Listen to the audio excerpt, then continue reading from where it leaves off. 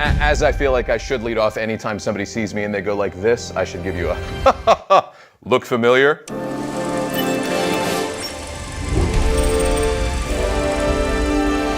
From the initial audition, you read for what you can as an actor and you get excited about so many things, but this in particular, as soon as I read it, I was like, oh, I really want to do this. Hey, what's up? My name's Craig Lee Thomas and I play the Super Earth spokesperson, AKA John Helldiver in Helldivers 2, as the community has dubbed me non-semi-canonically, I guess.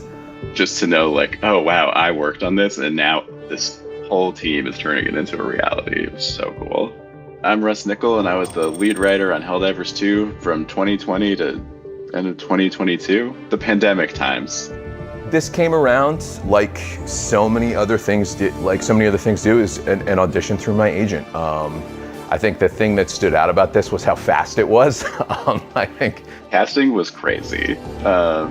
You know, I did all the writing and then the script went off sort of into the abyss and I didn't hear anything for a while. And then I found out that it was gonna shoot in a week. They actually hadn't really done any casting.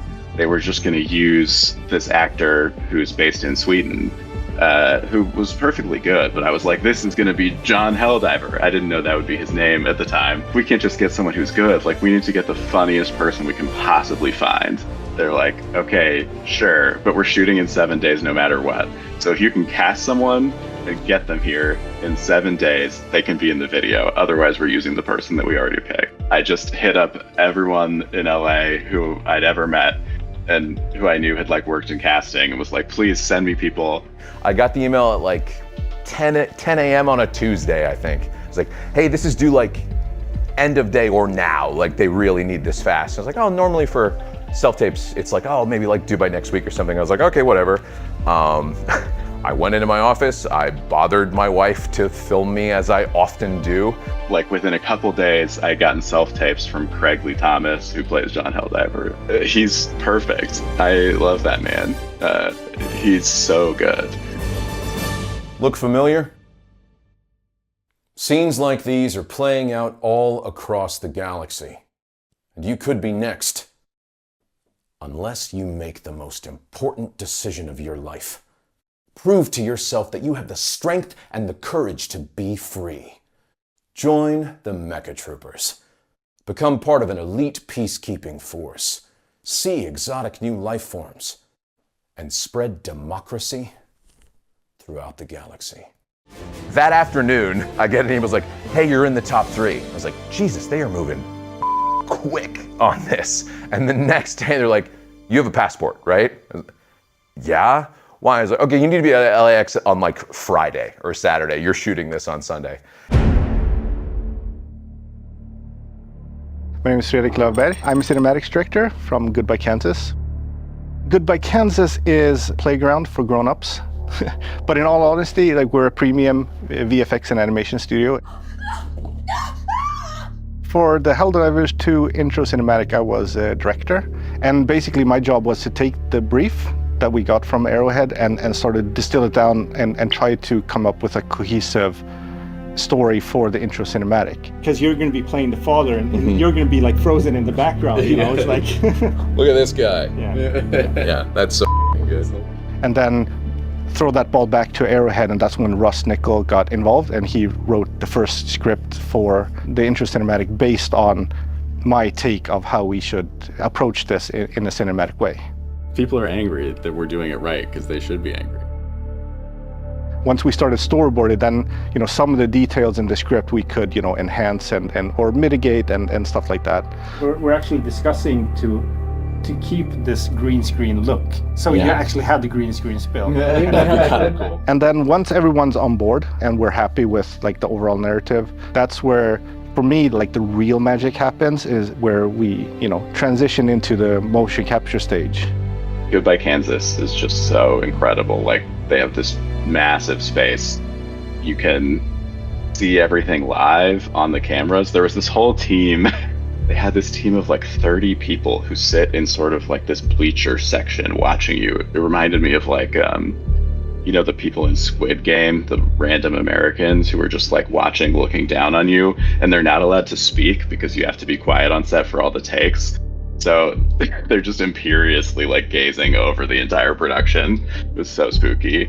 But yeah, it was great. Like getting to watch it live and see how it was going to turn out.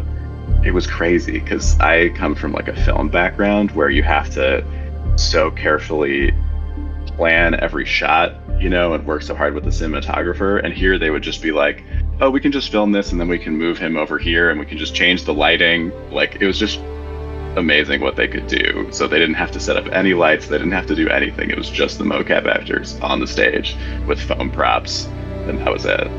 I had done 0 motion capture work before this, so this was definitely like, this was my baptism by fire. I obviously like, it's the dream of all voice actors to get to do like motion and performance capture, and I'd been, you know, training for it and coaching for it, and I had a bunch of auditions for it, but this was the first gig I ever got to do. I mean, and to that end, like Nila and Niklas Hansen are 2 amazing stunt performers who shot the intro with me at GBK. Like, all credit to them, because I literally walked in just like the biggest, literally biggest baby on the planet. Just, what does all of this mean? And they're like, who is this?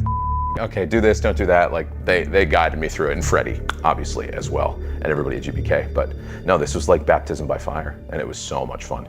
Craig coming on board was like, it was amazing. He was so fun to work with, and he took what we wanted and helped us elevate it to the next level.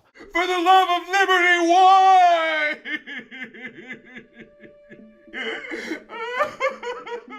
My job as a director is a lot of times pulling actors back. But in this case, it was really fun because we knew we wanted to get, you know, over the top. And we have takes that will never see the light of day that are like really over the top. But it was just so fun. I mean, it was so hard not to laugh during takes. Ouch. Look familiar? It's just those days, I was like, none of us could stop laughing. He just had us in hysterics the entire time with all the improv he was doing and his deliveries, and it was just so much fun. Right, got to get your ass to Mars. Think about Colin Farrell's. He's very American. Just never moves his mouth. Just a little routine maintenance. Please return to your government-approved jobs and sanctioned leisure activities. The longest process is the creation of Craig in digital human form. The first thing I did at the studio was all of the scanning. We scanned his face and all of his facial expressions. I went into the first little Thunderdome of just like 200 DSLR cameras, and this poor GBK engineer, and he basically was like, do this now. Okay, do that. Yeah, can you do that again? You up raising your eyebrow. Okay, cool, I'll do that again. You do that for like 2 hours. That has to be applied and worked on and put together as like a coherent character. And then, you know, our amazing, talented artists, they would go in making sure that what we captured and what we saw on stage actually got translated. So that was like the beginning of it. And then record day was more like a typical day, like you get there, you know, getting into the cap, getting into all the accoutrement, putting all the dots on, definitely like, you know, similar to like getting in costume for something else. And then, yeah, you walking onto set and just sort of getting thrown into it. It was pretty amazing.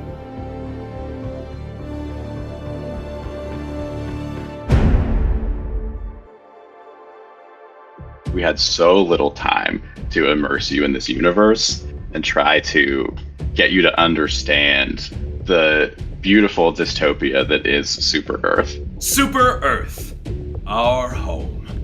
Prosperity, liberty, democracy, our way of life. All right, we've got 90 seconds or 2 minutes or however long it is to set up the whole universe that you're going to play in for the rest of the game. But freedom doesn't come free. We thought the best way to do it was through this propaganda video trying to recruit you and get you on board and like turn you into a Helldiver. Prove to yourself that you have the strength and the courage to be free. The sort of like performative, jingoistic, hey, I'm the cheesiest, most insincere, that thing is something that I always have fun doing. I know it's something that I sort of like walk into pretty easily just with the way I look. So it was definitely like, I describe it as like, this was my part to lose. I think like, I definitely was like slotted for this. Will you lay back like a spineless worm and let bugs crawl all over your freedom?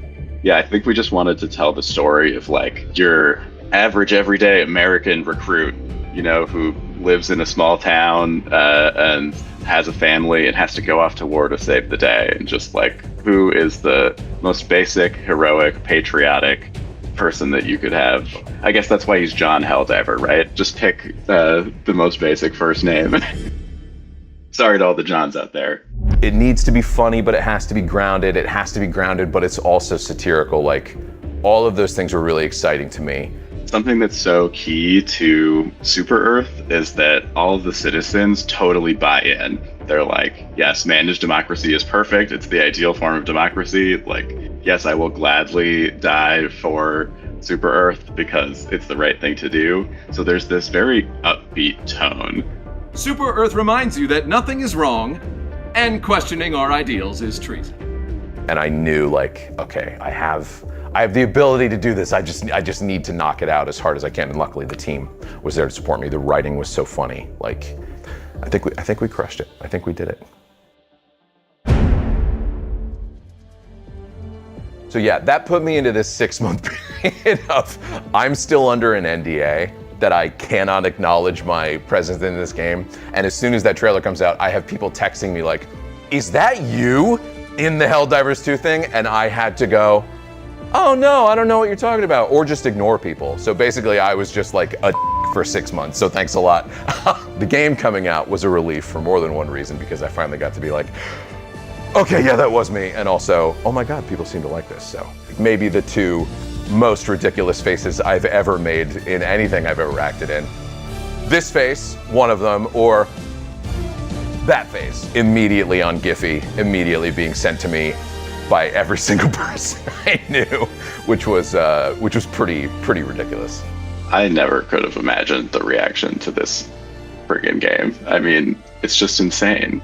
All of us working on it, we're just so heads down in the trenches, and you just don't know how it's gonna go. And seeing it come out and see everyone be so excited that there was a sequel to Helldivers and think that it was so funny, man, it just brought me so much joy. Crazy ride is the perfect way to describe it. I mean, you do these jobs as an actor, especially as a voice actor, and a lot of the times it is just like, you do this thing and it was amazing and that's it. For this to have been as incredible as it was one thing for it to come out, but for it to have continued like this has really been insane. I mean, coming here and shooting the intro, that was supposed to be it. All of a sudden, hey, what if you announced this trailer? What if you narrated this thing for this new drop? That was so incredible. And I mean, getting the call to do the Game Awards appearance was just like, it's amazing that they phrased it like a question, because they literally sent me an email and were like, hey, do you want to be a superhero on stage in front of everyone you've ever met? And like, yeah, I think I could free up a Thursday. That was an amazing experience. The first time you put on the armor, I didn't want to take it off. Maybe more than anything else, I think the community of this game was such an out of nowhere shock. Like, the extra level of how much people are into the world and into the story. The comments and people watching it almost like every time they boot up the game, like they have to watch it. You know, you can't go against Super Earth. It's been truly a highlight in my career, to be honest. To be accepted by a community like this and championed is like the biggest compliment you can get as an actor. So just like, more than anything to the community, just like, thank you. Like, I need you to know how much I appreciate it. I love this game just as much as you do. And getting to be the face of something that so many people put so much work in it's out of this world. And like, all I want to do is just keep doing as good a job I can, because it rips. So thank you, more than anything, thank you.